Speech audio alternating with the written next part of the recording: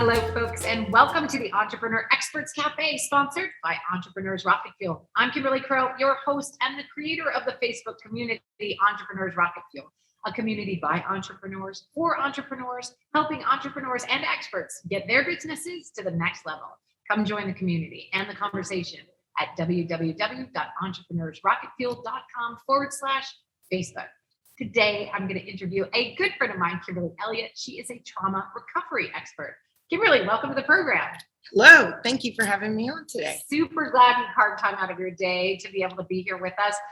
Share with us how you became an expert in trauma recovery. Well, my journey was both on the professional side as well as experience. So on the professional side, I have a degree in neuroscience from Baylor University, and I went on to get my master's in behavioral counseling. So I worked at rape crisis centers. I worked with domestic violence. I worked in all kinds of women's shelters. I even worked down in Killeen at Fort Hood with soldiers. Wow. So specifically looking at trauma, those have been the environments, as well as Millwood in an inpatient psych unit, working directly with people who've been most affected. But, the world has a funny way of humbling you. Because as much as I could have thought I was an expert on the professional side, it's my real life experience with trauma that makes me a recovery specialist. It's going through the challenges of having a narcissistic mother and going through that work of trying to be lovable, likable, being a supplier and figuring out how to stop the sabotaging trait that I was developing in my own self. Tell me what a supplier is. You don't mean that like a supplier of pharmaceuticals, right? It's funny. I worked for a pharmaceutical company, but no. A supplier is that person who literally would almost cut their own wrist to supply everybody else's needs. They have an ultimate goal of always saying yes. That anytime somebody says, hey, this is going on, I can supply that. I can do that. And it's really because we have that craving to have someone say, I'm lovable, I'm likable. You feel these voids, so therefore we feel important. But the deal about being the ultimate supplier is we very seldom supply our own needs. So we become just everybody else's water while we're in drought. All right. So we're supplying and feeding other people so that we can be needed and say, I'm giving this so they won't leave me because they need me. And kind of that's how that the supplier hangs on to people. Is Absolutely. That correct? Absolutely. But then really not nourishing yourself and being able to provide for your own needs. Who's looking out for you when everybody else is just receiving, right? I'm starting a study where we're going to look to see, I truly believe a lot of domestic violence, a lot of human trafficked individuals, as well as women who have suffered crimes against them.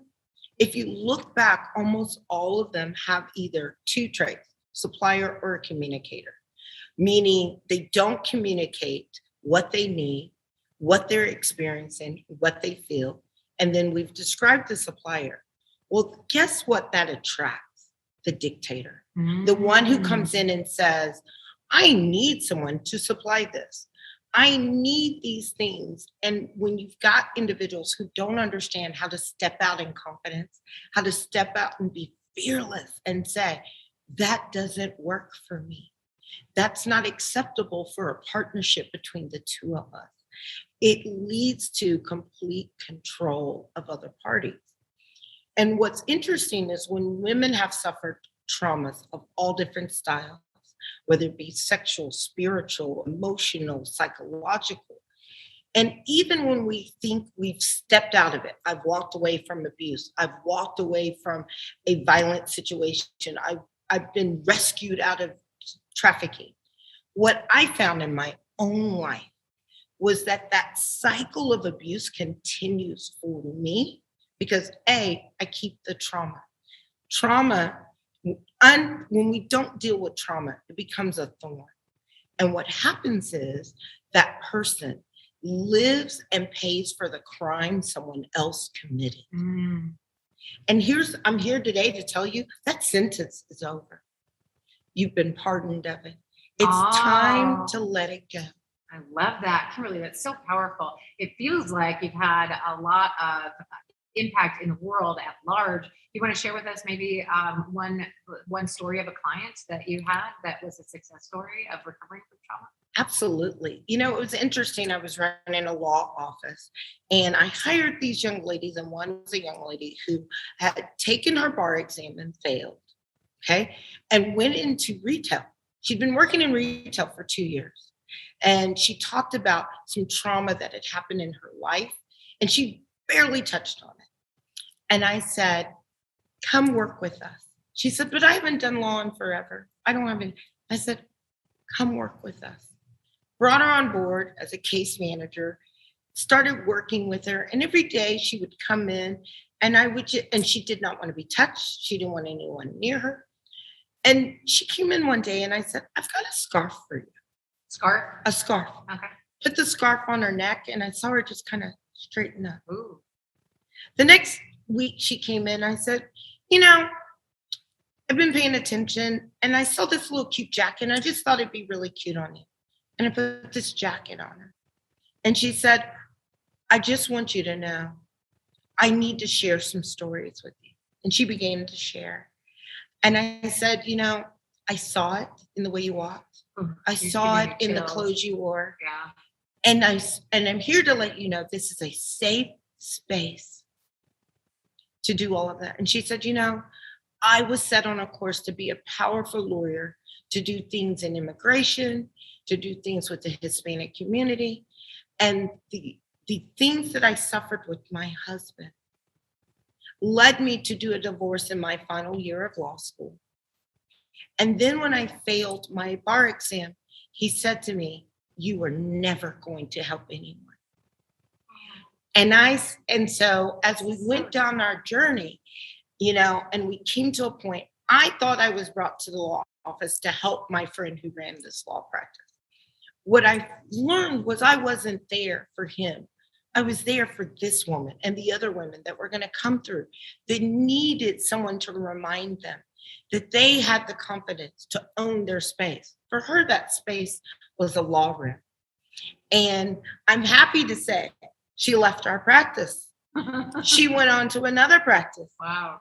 And 1 week after she left us and interviewed, and it's getting paid $20,000 more than she was getting for us, because she said, you know what? I understood. You helped me see that you helped me identify some trauma. You gave me an open space to discuss that trauma. You talked to me in fun ways about breaking the ties that were holding me in bondage, because that's what we as women do. Like I said, we serve a sentence for other people. When she felt free to be pardoned of that sentence and let that go, she stepped out in her true light and was able to walk a path that put her in the right place. I told her, I expect her to be a Supreme Court justice one day. That is her light. That is her path. She is free from everything else that has held her down to walk that path. That's just one story that I can share. If people want to work with you directly, how can they do that?